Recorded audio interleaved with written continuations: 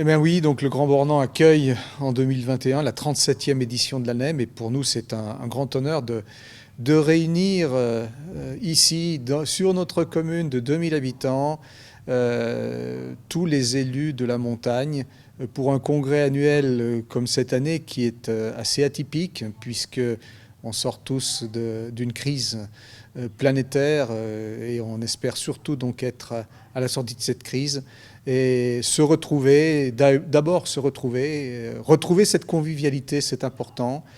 C'est ce que nous avons essayé de faire, mais aussi pouvoir débattre ensemble des grands problèmes ou des grandes orientations d'avenir de la montagne.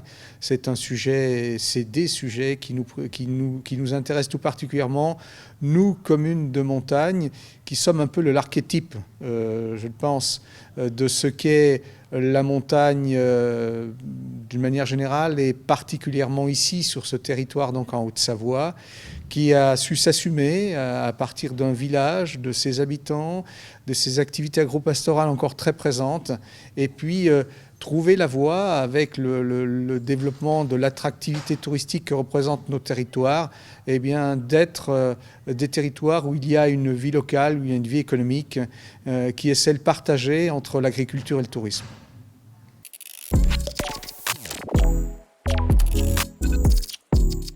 L'ANEM est une association nationale des élus de la montagne. En ces 4 mots, on définit bien donc l'action de l'ANEM. C'est représenter, positionner, se retrouver, porter donc toute la voix de la montagne là où elle doit être portée, au moment où elle doit être portée. Et pour nous, c'est quelque chose d'essentiel de se retrouver. Il y a des montagnes qui sont forcément, de par leurs caractéristiques différentes, mais on a tous la volonté de se retrouver, la volonté de vivre ces moments et puis surtout de faire en sorte qu'ensemble, on trouve des solutions de l'avenir de la montagne.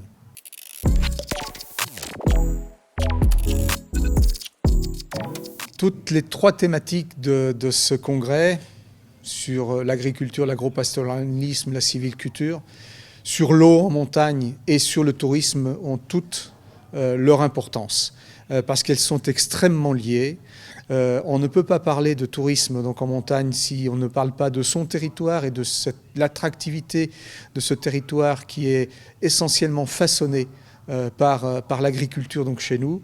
On ne peut pas parler de l'avenir de la montagne et de l'avenir du tourisme et de la vie donc en montagne sans parler de l'eau qui est la vie. Proprement dit, l'eau, la montagne, c'est un vrai château d'eau et c'est la source de la vie et d'avoir ce capital, pour nous c'est important, et ce capital qu'il faut savoir préserver, sauvegarder, qu'il faut aussi savoir dominer à certains moments par rapport à tous les risques naturels qu'il comporte. Donc voilà ces 3 thématiques qui nous vont parfaitement.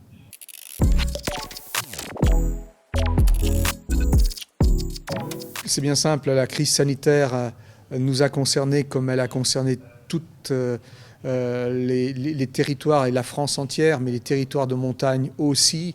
Et nous avons essayé de trouver donc les solutions pour faire face. Cette crise sanitaire nous a pris de plein fouet donc à la fin d'une saison d'hiver qui ne demandait qu'à se terminer avec le beau temps et avec la neige. Nous avons retrouvé donc ensuite une saison d'été 2020 un petit peu particulière, un petit peu de folie, où la montagne a été un lieu de refuge, un lieu de ressourcement, et où nous avons eu beaucoup d'attractivité donc sur la montagne, ces grands espaces là-dessus. Et puis nous avons eu donc cette situation complètement catastrophique de fermeture administrative des remontées mécaniques.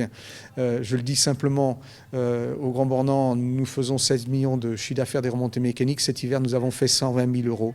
Voilà. Et vous devinez donc l'impact à la fois bien sûr économique, mais l'impact aussi sociétal, l'impact aussi. Pour autant, notre territoire, avec sa capacité d'adaptation, c'est aussi son attractivité hors ski, a permis de faire en sorte que nous soyons aussi un territoire d'accueil sous une com complètement différente.